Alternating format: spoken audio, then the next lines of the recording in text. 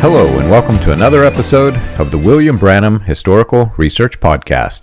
I'm your host, John Collins, the author and founder of William Branham Historical Research at william-branham.org, and with me I have my co-host, researcher, and friend, John McKinnon, author of The Persuasive Preacher, The Gifted Prophet, and The Noble Politician. And together, we're discussing Weaponized Religion, how Christian identity fused with early Christian fundamentalism and politics to form the foundation for the new Apostolic Reformation. John, today it's going to be a great day when the podcast release, but as you and I discussed before we even started this, I was diving deep into the theme of weaponized religion as it relates to the NAR, with the purpose of the research that was going into this podcast would be going into the book. And as of last weekend, I finished the final chapter, and we've began editing.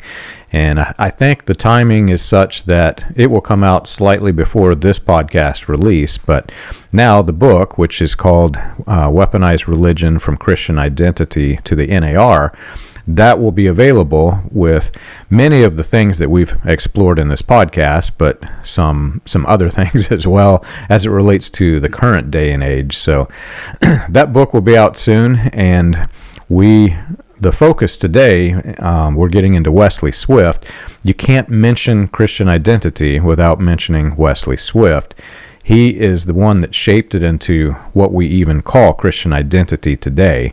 It existed in various forms, but much differently back then. So the book takes what Wesley Swift and others working with him created, and then ties it to the modern day, to the New Apostolic Reformation, and how it entered into the New Apostolic Reformation through all of the various apostolic networks that comprise this NAR movement. So I'm excited for today. We've got way too much to explore that we could possibly pack into one episode, but if we miss something that's interesting, you can get it in the book. Yeah, John, I'm excited about your book coming out. I think reading a little bit of the first draft you've got there, there's going to be a lot of stuff packed in that book. A lot of everything is cited, everything is researched, well researched. So it will be a great book. So I'm really looking forward to that. But we're going to get into these two figures that were pretty powerful in their day, and they lived through a time and gathered a lot of people under their wing. One was on more of the political side, and the other one was more on the religious side. And we saw that same combination in Davis and Branham. You know, Davis was political, religious, and Branham stayed in the religious side. But it was a key time, in American religious and secular political history. The World War II was just ending up. The healing revival was just kicking off. Times were getting better. The Depression was nearly over, and financially, everybody was doing much better, and nations were becoming better off financially overall. Maybe the debt was lower, much lower than it is today. And so this first wave of the Pentecostal revival, had just been cooling off, and the leaders of that movement were dying, and people were looking to the next wave. So we're going to get into this next wave here and what really took place, and how they brought people under their wing, and how they spread these doctrines. Absolutely. Before we get into it, a lot of people are unaware of this history, and I have a lot of it published in the website and, on the book, but there's a significant history that happened in Los Angeles. We have, through the course of this podcast, talked about the events leading up to what I call the epicenter of all of this in the 1940s, but there's a little bit of history that I have to give dating back to the 20s before we get into talking about Wesley Swift, because it is significant. Not many people realize how deeply embedded the Pentecostal movement was with Christian identity. And we're going to focus briefly, I'll focus briefly on the connection between the Angelus Temple, that's Aimee Semple McPherson's Foursquare Gospel Church, and the background leading up into the creation of Wesley Swift and, Christian identity. We had previously talked about Gerald Burton Winrod, who was also a significant Christian identity figure, who was spreading the protocols of the Learned Elders of Zion throughout the United States. But in 1922, McPherson addressed an assembled delegation of Klan members in a town hall. And that was significant. McPherson, if you study her history, she pretends that she is distancing herself from the Klan, and she has this very, very obviously staged event where these numerous Klan members enter into her church and they say, "Praise God, I've got Jesus," and they unmask themselves. Very clearly a staged event. But in 1926, when McPherson was facing felony charges, she turned to the Klan for help, and she began saying that she was the target of a Roman Catholic plot, which, tied deeply to this Jewish conspiracy that was being raised. And she began appealing to the Ku Klux Klan for assistance. And in the 30s, which was just, not long after that, just a few years after that, Swift converted to Pentecostalism. So who we consider today to be, you can't really call him the father because he didn't birth it, but he is probably the most notorious, significant figure in Christian identity, Wesley A. Swift. He was a Pentecostal. And in the early 30s, he enrolled at Life Bible College in Angelus Temple. And from the 1930s through the 1940s, Swift was a minister at Angelus Temple. And, when I talk about the epicenter in the 1940s, well, now we're entering into approximately 1940. I think it was 1938 was the year where Gerald Burton Winrod spoke, just days after the Night of Broken Glass, whenever all of the Jews were when the real persecution started for the Jews. So in the 30s to 40s, you've got Gordon Lindsay, who is a leader in the Foursquare Church. You've got Wesley Swift, who was a minister at Angelus Temple in the Foursquare Church. You've got Frida Lindsay, who was she was enrolled at Life Bible College, the same college that Swift got his ministerial training in. And in 1940, Lindsay was appointed to become, I think it was called field extension work for Foursquare. Basically, it was growing the denomination. So Lindsay's a key figure in Angelus Temple in the Foursquare Gospel denomination. Swift is right there at the headquarters church. Frida Lindsay's involved, and you've got Winrod, who is another Christian identity leader, connected to this church. And if you study the background of Swift was indoctrinated into Christian identity through Gerald Burton Winrod, who was the American Nazi. So you've got all of this history coming together, and when in our last episode, we brought Davis and William Upshaw into the scene there in Los Angeles, San Bernardino area. Swift is the one who launched the Klan, which we'll get into in this episode. He rebirthed the Klan in California. So we've got a lot to cover, but the background to Swift is that he was a Pentecostal. He was tied to the Pentecostal movement. He was connected to key figures in the Latter Rain movement, and he is central. He's the central hub from which all of this Christian identity started to spread throughout the United States, and it spread in Pentecostalism more than other denominations because of Swift. Yeah, it sure did, and it's a unique time in history because I think during this time in the 40s, there were people already being groomed for the last 15 to 20 years. You had Davis grooming Branham. You had these doctrines that were in place from the people we talked about back in the 1800s that were just sitting there, and you got people like Swift that embraced those, and they were very popular people amongst the people. They were able to speak and be very dominant in what they said, enough so that people caught on and listened. They had a voice, a talent for speaking, and people heard them. And that's what caused this thing to spread a lot. And it was just a prejudice embedded in the people of America at the time, and it just came at that juncture and just caused people to embrace it. But there were many that took up the banner there and just carried that torch and caused many to believe the doctrines, things that we've been discussing, like the serpent seed, Christian identity, kingdom and dominion theology. And now the generation there has died out in our day, and all the charismatic renewals that came along, It's funny that the new philosophy is born out, which takes bits and pieces of all that, the latter rain teaching, sometimes bits and pieces of the identity doctrine, replacement theology of the Jews and others. And they didn't form a single group this time, but they've got no single headquarters, but they've managed to have a network with a common purpose, and it's spread around the world now, as we've seen through the NAR. And they have their apostles and prophets is the way they've set their network up, and they actually hear from God, direct the church. So you've got just a very few men that really are the ones supposedly hearing from God and giving people a lot of direction. So there's a big group of people under that as well.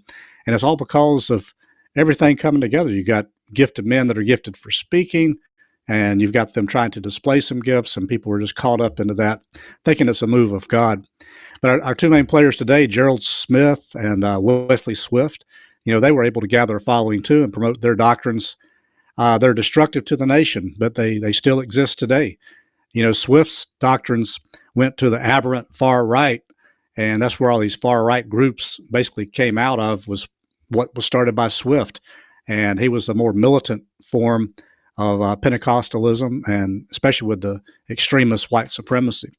But these men were just two examples of the era that represented an abundance of those strong orators that were able to gather a following. And we've seen that in the way what we came out of. But they were out of World War II, and I think people were looking to ease the pain of the war, and they were looking for the next thing to come along to give them some comfort. And the religious healing revival came at that time, and it gave the population something to hold on to. But you also had all these other factors working with them at the same time.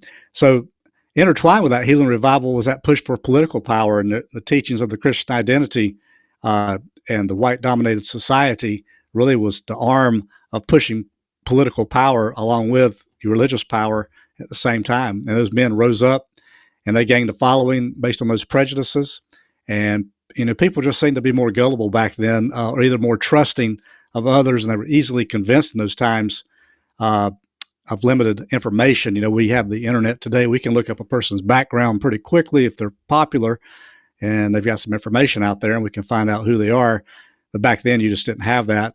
So a person with a strong, convincing voice was just able to sway a large segment of people, and that's what they did. They swayed a large segment of the Christian population on any topic, and as long as they mixed it with Scripture enough, and which they did, and they tried to prove their Christian identity was from Scripture, that the white people were God's real chosen people, not the Jews, and then they gave their people an enemy to focus on, and that's usually how this happens. Is once you give people an enemy, then they can have something to unite under.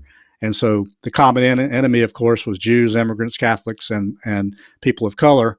So that gave them the common enemy, and it was just natural at the time for people to fall into that with the way the nation was structured at the time.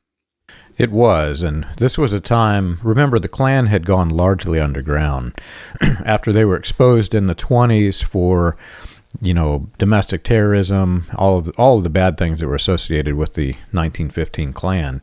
They largely went underground. They emerged very briefly in Indiana, William Branham's home state, until that fizzled out because D.C. Stevenson fell, which we talked about in the podcast. But in the 40s, it was being rebranded, and it almost, from all the pieces of the puzzle that we have, and we'll never, ever have them all, it really looks like Davis decided to try on the West Coast what he and Simmons had tried on the East Coast, with different groups of people, different style, different branding, different strategies.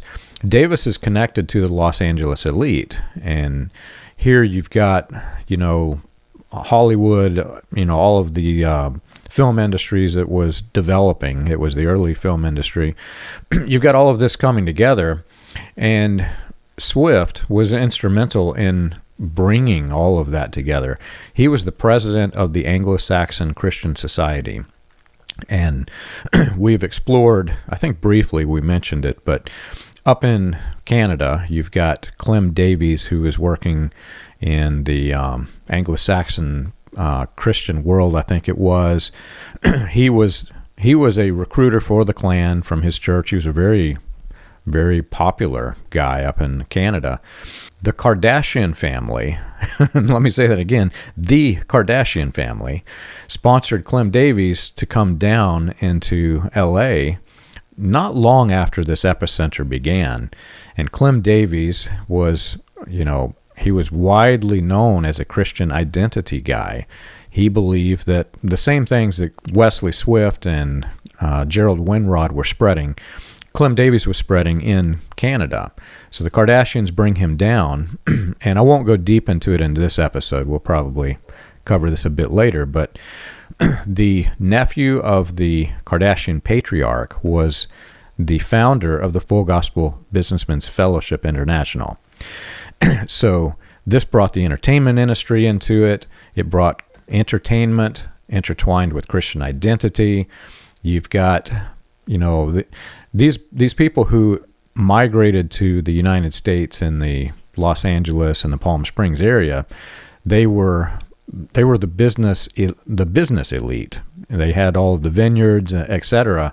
Very, very rich, very wealthy people connected to all of this. So from that route, you can easily make the leap between the Kardashian family and the entertainment style that would make its way into what we see in the NAR today.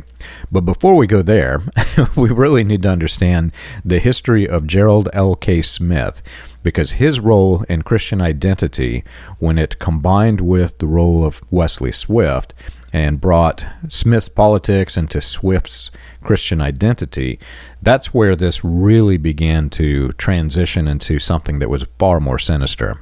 Yeah, and you mentioned earlier about Amy Semple McPherson. She was all about entertainment. More than a gospel church, and the more spectacular she could make her services, the more people loved her. So she was the start of entertainment gospel, and she did. Can you imagine all those hooded Klansmen coming into her church? That was probably a spectacular show, and people put up with that. I don't know how they did, but it was just all for show, and she was just a master at that. But Gerald Smith, he was very important in developing, Christian identity as far as the political side of it, for what would become the political orientation of that movement. He was a very important person, and he espoused a right-wing populism and anti-communism that became a very central component of the early Christian identity groups. And it was about 1929, he was a pastor at a church in Louisiana, Shreveport, Louisiana, of all places. And then he kind of broke away from his family, and he was alleged to be a member of the Ku Klux Klan. So probably likely he was a minister in the Klan when he was in Indiana, when it was in the 1920s, when the Klan did have a stronghold there. And about 1933, he said he wrote to a returning visitor from Germany. He says, "I am anxious to get in touch with His Honor, Adolf Hitler, but knowing that you are recently removed from Germany, before doing so, I desire your opinion of the conditions in the country. They look good to me." So already you see an affection or a fascination with what Hitler was doing in Germany, and how he was promoting the Aryan race and so forth. They were probably picking up on that, and they were embracing more a form of Hitlerism. And you'll find that in all Christian identity groups. They will have the Nazi flag.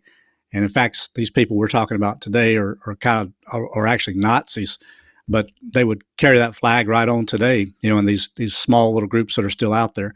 But in the early 30s, that's when he really began to express his anti-Semitic views and his fascist sentiments. And we talked about the Silver Shirts by William Dudley Pelley last time. It was a pro-Nazi group, and he was considered joining them, but we mentioned that. And the Pelley's Silver Shirts were a home for Smith after he left his parish in Louisiana, because he actually quit his church after he kind of started embracing these ideologies. His church actually wanted to throw him out, but he quit before they could throw him out.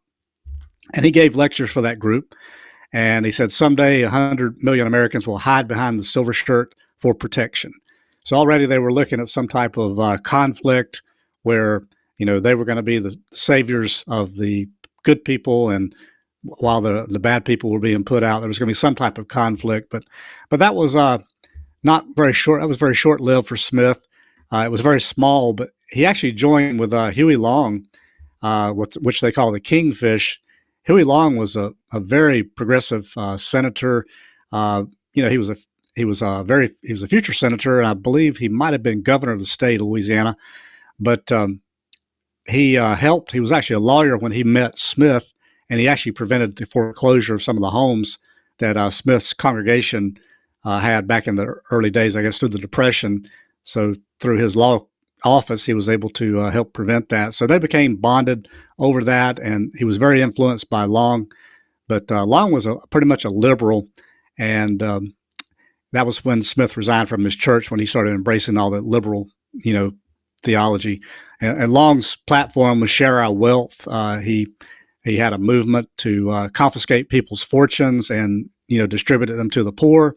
He also embraced things, and his platform in 1936, where his candidacy for president, he actually made a bid for president, that Smith was on board on that at the time. And Smith spoke on behalf of Long for those organizations, but it was a new society to distribute the wealth and make sure there's no one making under, what the average salary is. They can make up to maybe 1/3. The government would give them money to make sure they could buy their food, live in their house, buy their clothes, the basic necessities of life. And so that's what Huey Long was all about.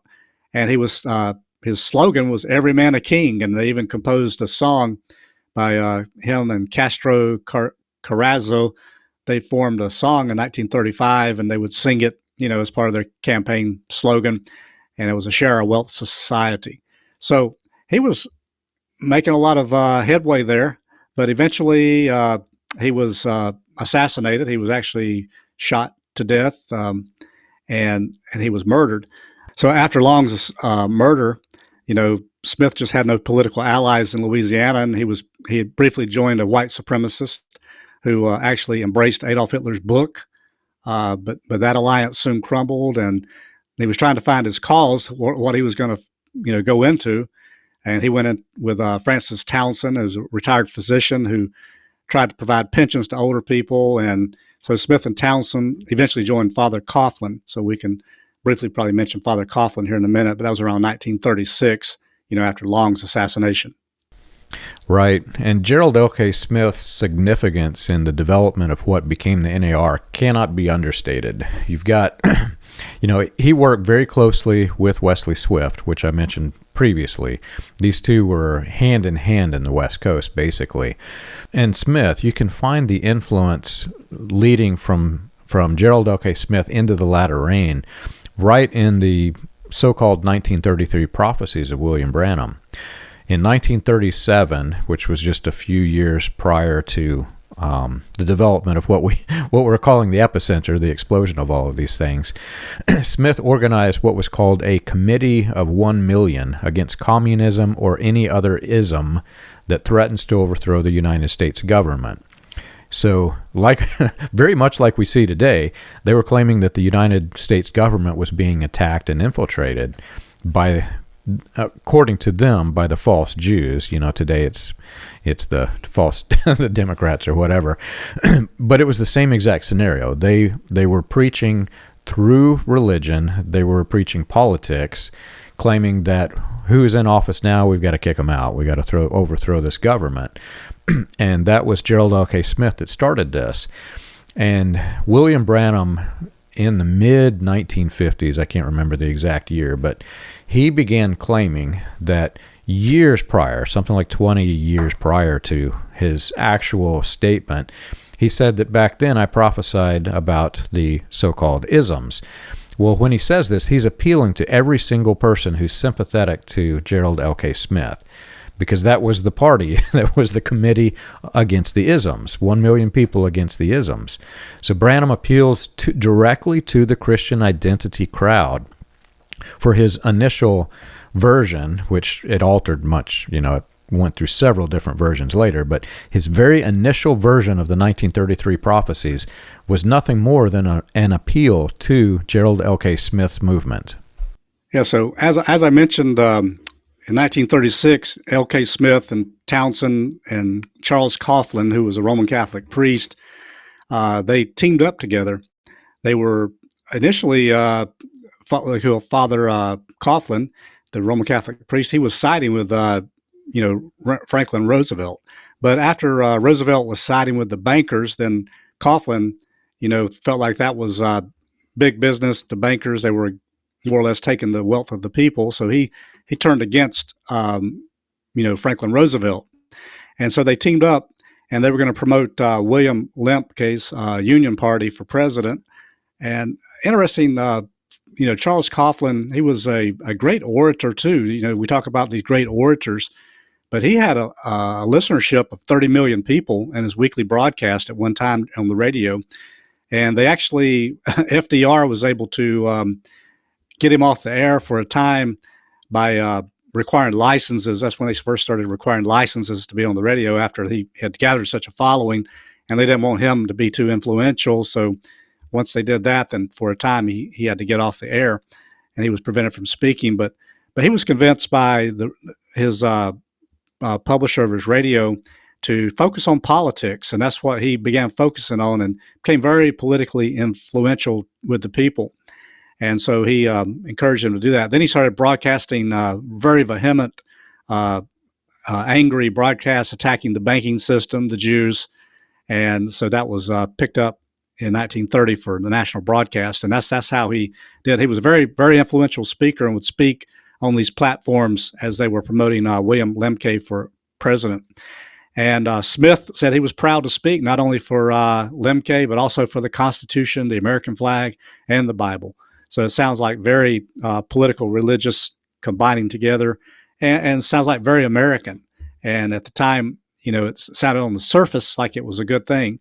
So Lemke was a progressive populist and supported the New Deal, actually, and championed the cause of family farmers and legislation to protect farmers during the Great Depression. So that's how he gained some popularity. But it was he had the Union Party was who nominated him.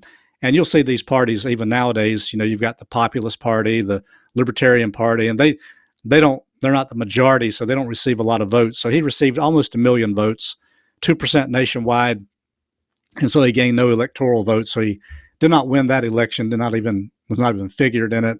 So that Smith, Townsend, Coughlin, collaboration, after that candidacy failed, it sort of dissolved. And after that 1936 election, though, actually Coughlin expressed sympathy for fascist governments of Hitler and Mussolini as the to combat communism. So it's amazing that these men were embracing what Hitler and Mussolini were just to combat communism.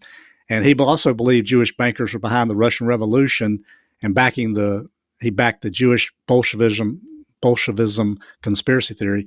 But you can see that back when we talked about Ford's and Cameron's, when they put out the International Jew pamphlet, how much influence this was having, in the nation. And this is just another part of it.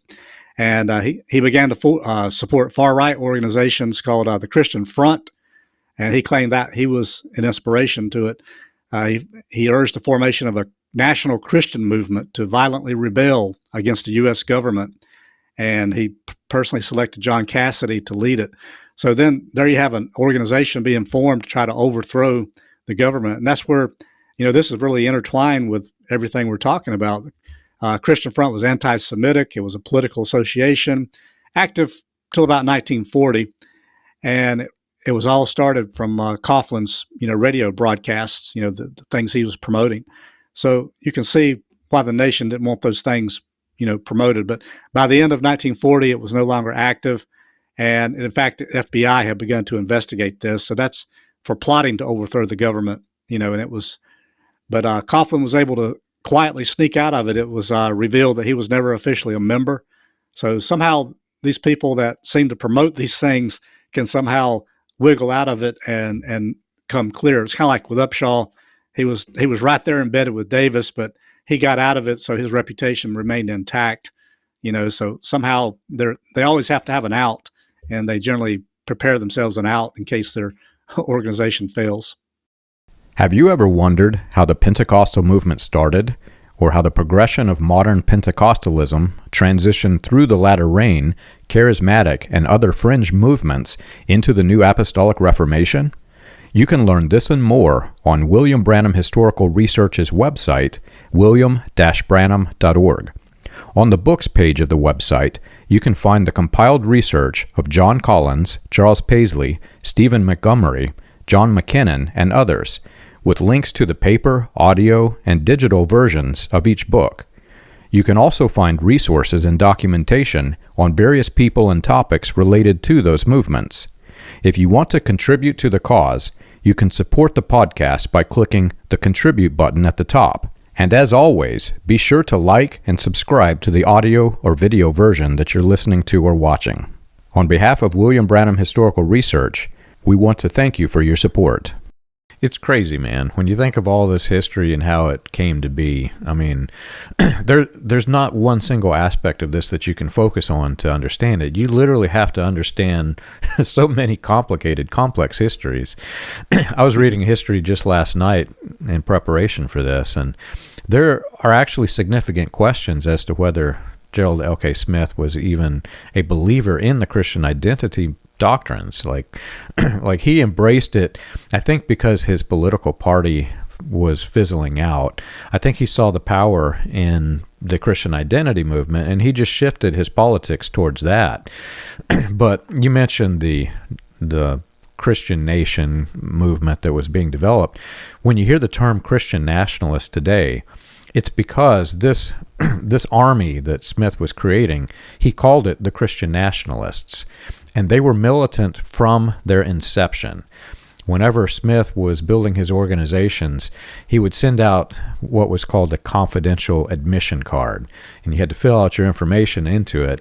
And it was supposed to be, he called it, for executive discussions of plans and purposes. But they asked questions like, what is your religious affiliation and what is your military service? So he was targeting a specific denomination of faith or group of denominations of faith, and he wanted to find the people who had been in the military because they were arming themselves. And like you said, this movement just kind of fizzled out too. But if you think of it in the long-term timeline of history, he's building this movement that is called the Christian Nationalists. He's building it on the platform that they're taking over our government. We're losing true Americanism. You've got Upshaw and Davis who are coming into Los Angeles, San Bernardino area. You've got Upshaw he's spreading this theme across LA and across that, the whole region of Southern California, that we need to bring back true Americanism. That was his theme. And when Smith starts working with Wesley Swift, when the Klan is actually birthed, Wesley Swift says true Americanism is here to stay. And he's directly quoting from the theme that came from Upshaw. And to think that one of the founders, the person who wrote the bylaws and constitution of the 1915 Klan, is there with another key figure, probably one of the men who birthed the 1915 Klan, Roy Davis and William Upshaw. They're right there in San Bernardino, and in this, in the area spanning from LA to San Bernardino. And then right north of San Bernardino is where the Klan was rebirthed in California, with the same themes that they use, connected to all of these figures of Pentecostalism. Davis was the head of a Pentecostal sect, the Pentecostal Baptist Church of God sect. All of this, you will never find all the answers. There's too many pieces to the puzzle. But when you put the puzzle pieces that we have together, all of this looks pretty bad. Yeah, I would agree. You wonder how all these different people can kind of come together with the same type of goal. And it's almost like they conspired together secretly, then came out and spread this throughout the nation. So, yeah. So Smith was right after, Lemke didn't have any chance of winning the presidency against Roosevelt. He began that new organization, a nationalist organization called the Committee of 1 Million, I think you mentioned. And they soon declared a nationalist goal of union busting. And Smith toured the country. Smith was a great speaker, toured the country denouncing the unions, the CIO, and helping to break strikes, that were going on. And he actually inherited Coughlin's radio network after that priest was silenced because of the licensing rules. And he continued those crusades against the internationalist Roosevelt, and then eventually moved his operation to Detroit in 1939.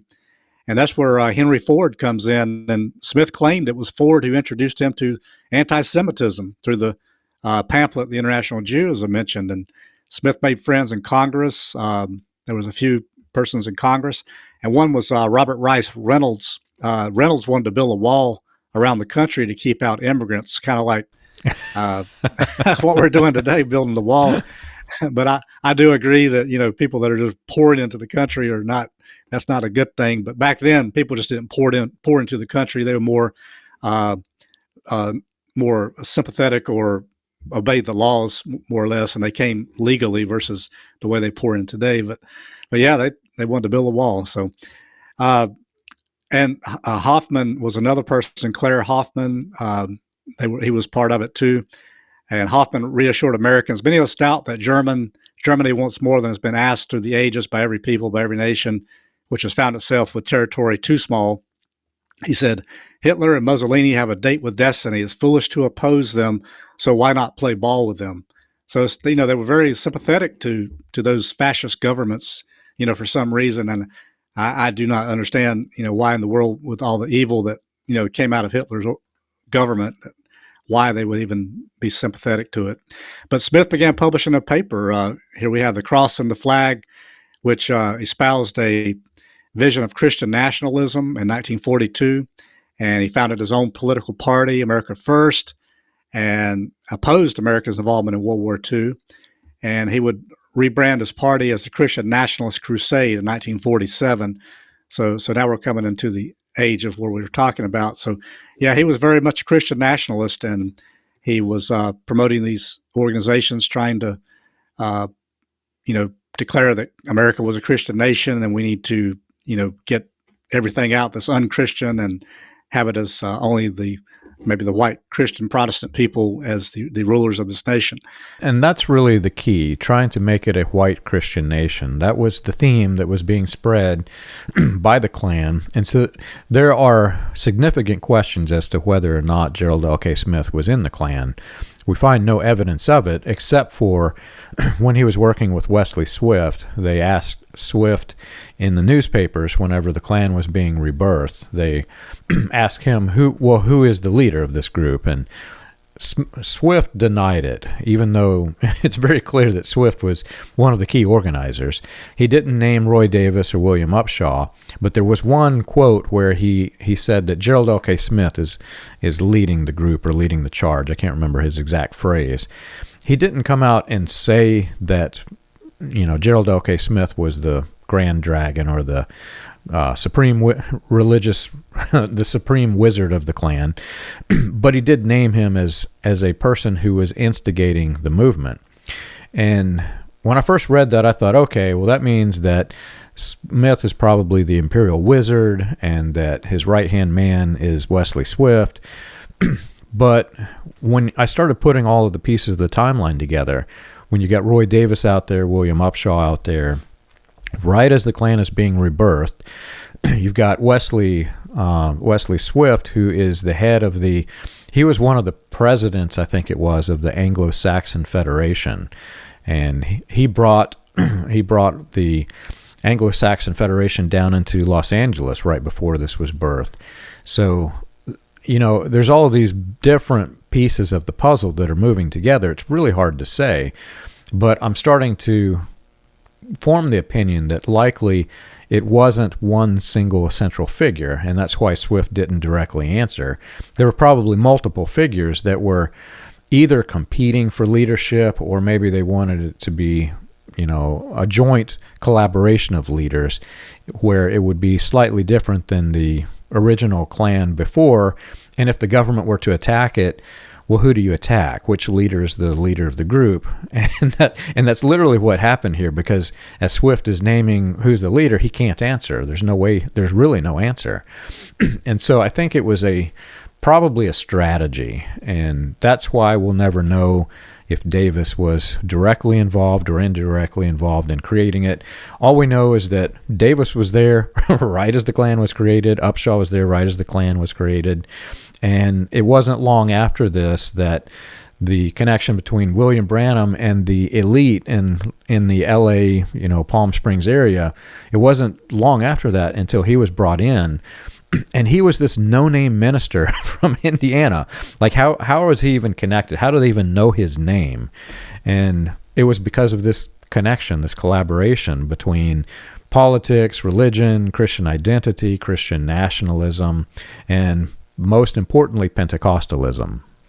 Yeah, and getting back to Smith there, he was all about Christian nationalism. So around 1942, he actually tried to run for office, which a lot of these men did try to get into office to gain political power, but maybe for the good, Smith never was successful in gaining an office that put him in power. He had a lot of power himself just by speaking around the country with the people, but definitely didn't get into office so he could, affect changes in government. But he ran for the Michigan Senate seat as a Republican in 1942, and the opposition really wanted to oppose him because they didn't want him to be in office. So they ran a Judge Homer Ferguson to challenge him, and Smith's run ended in failure. Ferguson won the primary by 2-1, but about 100,000 people voted for Smith. And then right after that, he launched that America First Party and attempted to recapture the success of the isolationist America First Committee. So America First Committee was all about keeping America within its own bounds and not getting engaged with foreign countries. And, it's all about America first. Their platform was fighting communism, deporting immigrants to create jobs for America, raising tariffs, ending all immigration, just protecting the interest of white Americans. And in 1944, the members of that party even endorsed sterilizing and deporting all Jews. So there was some pretty aberrant thoughts back in those days. And it was during the 40s, right after these runs for the senator and Senate seat and all that Smith became very openly racist and anti-Semitic. People in these ideologies, they eventually get radicalized, and they eventually get their brain just seems to go on overdrive to make up stuff to maybe reinforce their own beliefs, but they just begin to dream up things that are just very untrue. He began spreading conspiracy theories that Roosevelt and Truman were secretly Jews. He also railed against racial mongrelization. It's the hybriding doctrine, of course, that William Branham also embraced, that he didn't want people hybriding themselves. And he continued to have some influence in the nation's capital despite all this bad rhetoric that he was spouting. But eventually, he never found any success at the ballot boxes. But his efforts really helped establish those political parameters that was starting the Christian identity movement. So that's when Swift was coming into play here. Smith's first efforts in that first wave there, what Smith was doing was actually creating those political parameters for what was to become that Christian identity movement and what they embraced as far as the government side of it. So, after the war, in 1946 or so, Smith formed that Christian Nationalist Crusade, and that was a federation of 60 right-wing organizations, all with the purpose of fighting communism and upholding Christian Americanism. And he was made national director of that Christian Nationalist Crusade, which was headquartered in Detroit. In 1947, he moved the operation to St. Louis, and then he decided to live in Tulsa. So he continued to found several other organizations that fought communism, labor, and Jews. We talked about those. So in 1956, Smith made his last bid for the White House on the Christian Nationalist Party. So he was trying to, from the 40s to the 50s, trying to build his support again. But his support basically shrunk all to that far right. And that's what we see today. Everybody that's in these movements are on the far, far right of the fringe. And unfortunately, that's who's embracing the candidacy today. You see them come out of the woodwork because they think they're going to gain some political power today, perhaps out of it all. But Smith basically had no success there. And so he basically retreated in his later part of his life. He came to live in Arkansas about 1964, and he bought a bought Penn Castle, which was a Victorian mansion in Eureka Springs, and that's at the Ozark Mountains. It had lapsed into economic stagnation during that time, so he remodeled it, turned it into a retirement home, and then he built two projects which were to his legacy. One was a statue much like in Rio de Janeiro of Jesus. It's not as large as the one in that country, but called Christ of the Ozarks. And he also created a passion play. Now, the purpose of that passion play, which the people going there probably wouldn't realize, he wanted to be sure that the hatred of the Jews was interjected into that passion play to make sure that the people that went to that play knew that it was the Jews that killed Christ. So it was his legacy. But I've even visited that area just by accident. When we were out there visiting Missouri one time, and I didn't realize who this man was even, and just thought it was a great thing that he did. But it's amazing you can go around the country visiting places, but I think I learned a lesson there, places where you see people's names. Yeah, growing up, I went to churches that had been to that exact location that you're talking about. I've seen the statue. It's crazy. When you're driving down the interstate, you're not expecting suddenly there to be this massive Jesus standing out there, but when you're driving through that area in Missouri, you're going to see this massive statue of Jesus. And he started this passion play, which is showing, it's a play on the Passion of Christ. And I don't think many people realize that was connected directly to white supremacy and Christian nationalism. In the Branham churches that I attended in the Midwest, everyone went to that passion play, man. I mean, they all flocked there. And now I'm looking back at this and I'm thinking to myself, well, that's very odd. I wonder who started the first journey, because every year they would go. And I'm wondering, were they Christian nationalists in the message cult and that's why they went? Or did they just go because I couldn't say that it's even that a popular of an event. It's just an event. How did they find out about it? Because I lived in Kansas at the time, and people were driving hours to go see this passion play. But to think that was connected, it's just, it's mind-boggling.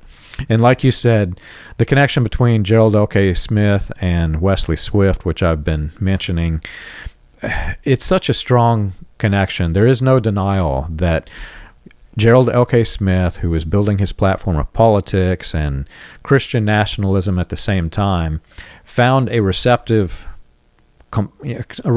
partner in Wesley Swift and Pentecostalism and merged those two together.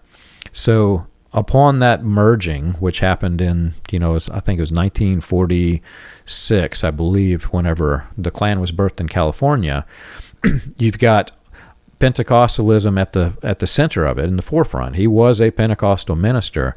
Now, he did leave the Foursquare Church before starting his own Pentecostal sect, which was basically a more militarized version of it. But many of the themes that he preached, such as the UFOs, there were doctrines of the UFOs that was spread all throughout latter rain. And in fact, Branham said that UFOs are God's investigating angels. And he started talking about how we have our bodies, our human vessel is made of light. Branham called it light meters. And we had our soul was in another galaxy. I can't remember Branham's exact words. Well, that's directly copied from Wesley Swift's theology. So he created the theology that spread all throughout Christian nationalism. And like I said, there's just so many pieces of the puzzle. It's hard to know, would he have been as successful without Gerald L.K. Smith? Even though Smith wasn't popular and didn't win, the presidency vote, he lost by a large margin. His ideology got merged into the movement, and through the work of Wesley Swift, it spread across the nation in ways that, honestly, had he even became president, I don't think he would have been as successful as whenever he created that union with Wesley Swift. That's true. Wesley Swift, taking the political side from Smith, and then Swift took the religious side, and they blended them together. So that combination became very powerful, and Swift was really the one that was ultimately responsible for getting that spread throughout. So every group you see today, the origin of that was Wesley Swift. Every group that's embracing Christian identity, it came out of what Swift developed, and Swift was the one that really developed the actual doctrines. But the 2C doctrine had been around for a long time, but he actually, developed the doctrines. He was the most important proponent of the Christian identity in that post-World War II era. He founded the Christian Defense League. That was his own Anglo-Saxon Christian church, which became the Church of Jesus Christ Christian. And the reason he called it the Church of Jesus Christ Christian, because that was to distinguish in his theology that from Jesus to be Jewish, he didn't believe Jesus was actually Jewish, because how could the white people be the chosen people and Jesus be a Jew? So he had to. That's why he called his church that, just to distinguish it, to say that we don't believe that Jesus was Jewish. But Swift had been to the Kingdom Bible College, I believe, that was founded by Philip E.J. Monson in the 1930s. And Monson stressed, that's where he learned the basic teachings of Christianity, because Monson stressed the need for salvation through the blood atonement, baptism of the Holy Spirit, return of Jesus in the millennium. So you can see, even though these men embrace Christian doctrines and they sound Christian on the surface, underneath they have all this other doctrine they bring along with it. And that's exactly what I find, in message churches today. You've got a mixture going on. You've got a lot of truths of Scripture, but you've got also this other side of all these doctrines that are just very anti-scriptural, blended together. So on the surface, it may sound very, convincing and scriptural, but if you dig deep, and dig into what the Scripture's saying, you'll find it's very opposite of Scripture. But that's how people get captured by this, because the sincere people that want to follow Scripture, they'll hear it and embrace it, because maybe on the message side it was because of a gifting or appearance of a gift that was there and some supernatural elements, and caused people to say, well, that was of God. And on the other side, it was the people's prejudices that caused them to embrace the white Christian identity side. But Swift's brand of religion was based on the idea that whites were the only race that could achieve salvation ultimately. And that sounds a lot like, what we hear, there's only the bride can achieve really the true salvation, being in the elect group. So, I don't know what he believed about other people, which, even being saved, but the message will put the bride as being the ultimate on the throne with God, and everybody else has to live underneath them and be ruled and reigned by them. So instead of all of us being Christians together, there's stages of Christianity, and there's elitism, within that, just like there was the elitism in the white people, and it was race-based theological, perspective. So he founded a Christian Identity Church, and he was an active member of the Klux Klan. Wesley Swift was. He became a Kleagle, which was a recruiter for the Klan, and he also advocated for removal of Jewish influence, even on the biblical history, taking it all out. So he grounded his movement theologically with the goal of justifying Hitler's brand of Nazism, along with the traditional American ideas and prejudices.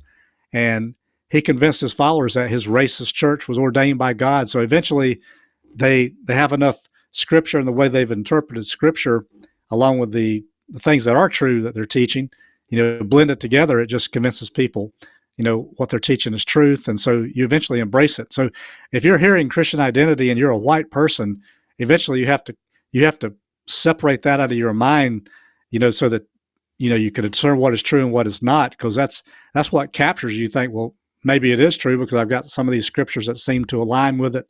And so you really have to study it and see what the root of it is. And there's a lot of hatred enveloped in that root, and the way people talk, they're very exclusionary, and there's no room for anybody else, but it's only room for the white people. So the anti-Semitism of Christian identity was really an integral aspect to portray the white supremacy as legitimized and commanded by the Bible even, and they wanted to supplant the true lineage from the Bible of the Jewish people, and discredit Judaism, Jewish people altogether, so they could be the chosen people.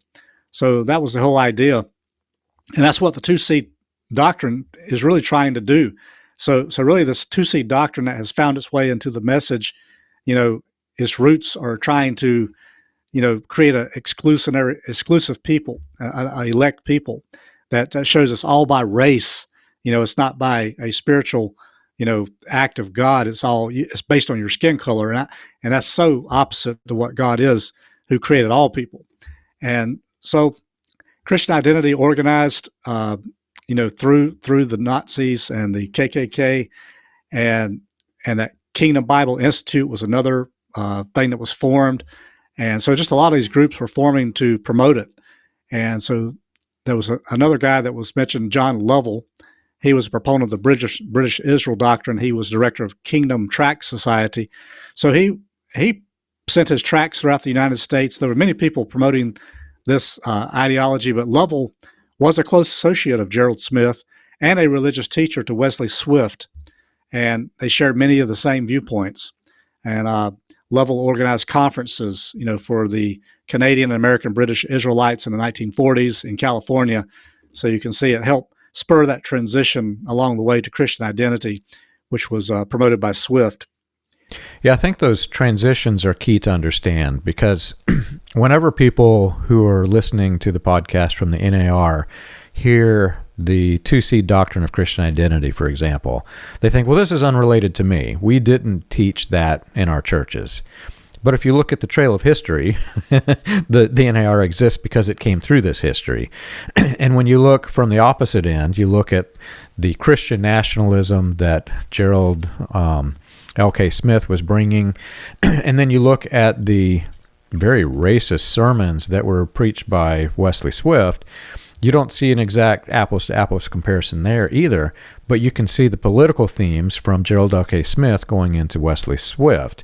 And if you follow this trail, what you find is that men who have an agenda will take certain aspects of what they hear from their collaborating partners, and then they'll build upon it in their own way. So whenever Wesley Swift brings his racist, anti-Semitic, his Christian identity doctrines to mainstream Christianity through Pentecostalism and Christian fundamentalism, he's injecting the political themes that came from Gerald L.K. Smith. When Branham brings this into Latter Rain, he doesn't use the words Jew and black when he introduces what he called serpent seed, quote-unquote, revelation. But what he did was he took the exact trail of lineage that Wesley Swift was using through the seed of Ham, because Christian identity, by and large, believed that the children of Ham created the black races in Africa. That was a common belief back then. And so he is actually saying the same exact thing, but he's watered it down. So if a person who is unfamiliar with that Christian identity-loaded language were to hear Branham's sermon, they say, well, that's not a racist sermon, yet he's teaching the same thing the racists are teaching. And then you carried that forward into the NAR. Well, they've wiped all of the racism, the two-seed, etc., completely out, but they maintained the good Christians and bad Christians theme that Branham had developed by taking the racism out. So you see this clear progression that goes directly from Christian nationalism through Christian identity, through Pentecostalism, into Latter Rain, Charismania, and then into the NAR.